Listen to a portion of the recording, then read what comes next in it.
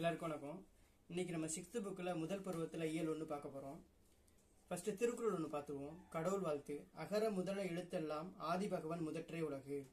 அகரமே எழுத்துக்களுக்கு தொடக்கம், அதுபோல ஆதி பகவனே உலகுக்கு தொடக்கம். உயிரெழுத்துக்கள்ல ஆனா எப்படி எழுத்துக்களுக்கெல்லாம் தொடக்கமா இருக்கோ அதே போல உலகுக்கெல்லாம் ஆதி பகவனை தொடக்கம் அப்படின்னு ஃபர்ஸ்ட் குறள்ல சொல்றாங்க. இயல் 1ல 6th புக்ல நம்ம ஃபர்ஸ்ட் யூனிட்ல பார்க்க போறோம். இன்பத்தமிழ். நுழைமுன்.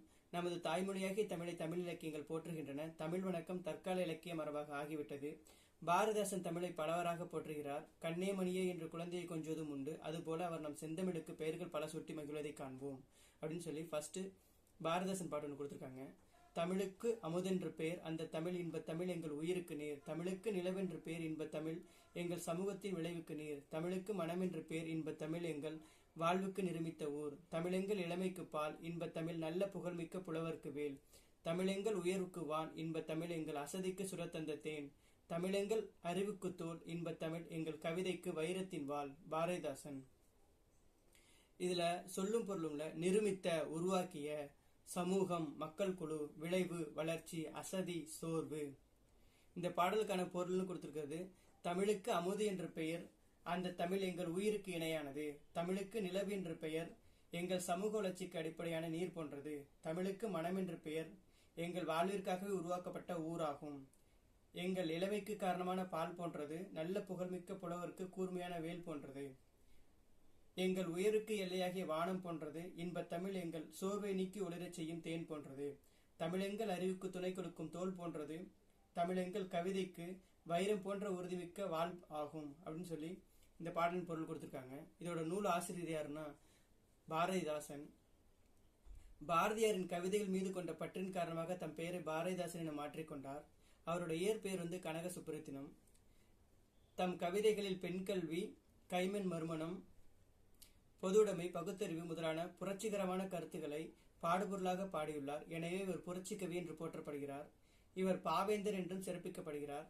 இப்பாடல் பாரதிதாசன் கவிதைகள் என்ற நூலில் தமிழ் என்னும் தலைப்பின் கீழ் இடம்பெற்றுள்ளது அப்படின்னு சொல்லி கற்பவை கற்றபின் கொடுத்திருக்காங்க. இதுல ஒரு செய்யுள் ஒன்று கொடுத்திருக்காங்க. காசி ஆனந்தன் எழுதினது. தமிழே உயிரே வணக்கம், தாய்ப்பிள்ளை உறவம்மா உனக்கும் எனக்கும். அமிழ்தே நீ இல்லை என்றால் அத்தனையும் வாழ்வில் கசக்கும் புளிக்கும். தமிழே உன்னை நினைக்கும், தமிழன் என் நெஞ்சம் இனிக்கும் இனிக்கும் அப்படின்னு சொல்லி காசி ஆனந்தன் தமிழே உயிரை வணக்கம் அப்படின்னு சொல்லி தமிழை பத்தி பாடுறாரு.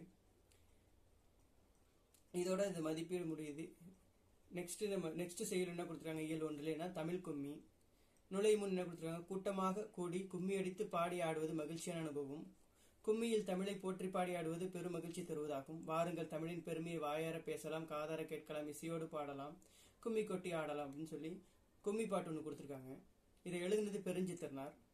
கொட்டுங்கடி கும்மி கொட்டுங்கடி, இளங்கோதையரை கும்மி கொட்டுங்கடி, நிலம் 8 திசையிலும் செந்தமிழின் புகழ் எட்டிடவே கும்மி கொட்டுங்கடி, ஊழி பலநூறு கண்டதுவாம், அறிவு ஊற்றனும் நூல் பல கொண்டதுவாம், பெரும் ஆழிப்பெருக்கிற்கும் காலத்திற்கும் முற்றும் அழியாமலே நிலை நின்றதுவாம், பொய்யகற்றும் உள்ள பூட்டருக்கும் அன்பு பூண்டவரின் இன்ப பாட்டிருக்கும், உயிர் மெய்ப்பு கொட்டும் அற மேன்மை கிட்டும் இந்த மேதினி வாழ்வழி காட்டியிருக்கும்.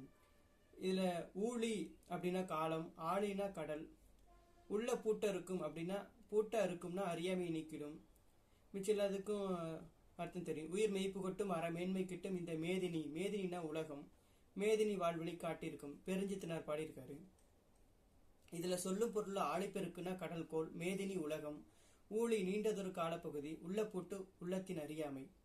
பாடலின் பொருள்ல இளம் பெண்களே தமிழின் புகழ் 8 திசைகளிலும் பரவிடும் வகையில் கைகளை கொட்டி கும்மி அடிப்போம்.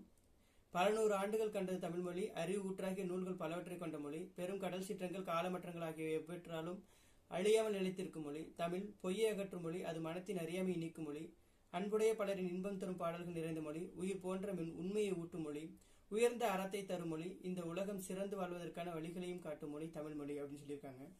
இப்ப நூல்வழியில பெருஞ்சித்தினாரை பார்த்தோம்னா பெருஞ்சித்தினோட இயற்பெயர் மாணிக்கம். இவரை பாவலரேறு பெருஞ்சித்தினார் அப்படின்னு சொல்லுவாங்க. பாவலருங்கிறது அவரோட சிறப்பு பெயர். இவர் எழுதின நூல்னு பார்த்தா கனிச்சாறு, கொய்யாக்கனி, பாவிய கொத்து, நூறாசிரியம். இதழ்னா தென்மொழி, தமிழ் சிட்டு, தமிழ் நிலம். தனித்தமிழையும் தமிழுணர்வையும் பரப்பிய பாவலர் இவர். இந்த கொடுத்திருக்க செய்யுள் கனிச்சாறு என்னும் நூல் இடம்பெற்றுள்ளது. இந்நூல் 8 தொகுதிகளாக வெளிவந்துள்ளது. இது தமிழுணர்வு நிறைந்த பாடல்களை கொண்டது அப்படின்னு சொல்லி நூல் வழியில கொடுத்திருக்காங்க. கற்பவை கற்ற பின்ல வாணிதாசனோட ஒரு பாட்டு ஒன்று கொடுத்திருக்காங்க. வான் தோன்றி வழி தோன்றி நெருப்பு தோன்றி மண் தோன்றி மழை தோன்றி மலைகள் தோன்றி ஊன் தோன்றி உயிர் தோன்றி உணர்வு தோன்றி ஒளி தோன்றி வாழ்ந்த அந்நாள் தேன் தோன்றியது போல மக்கள் நாவில் செந்தமிழே நீ தோன்றி வளர்ந்தாய் வாழி அப்படின்னு வாணிதாசன் பாட்டு ஒன்று கொடுத்துருக்காங்க. இதுல மதிப்பீடு தெரியும்.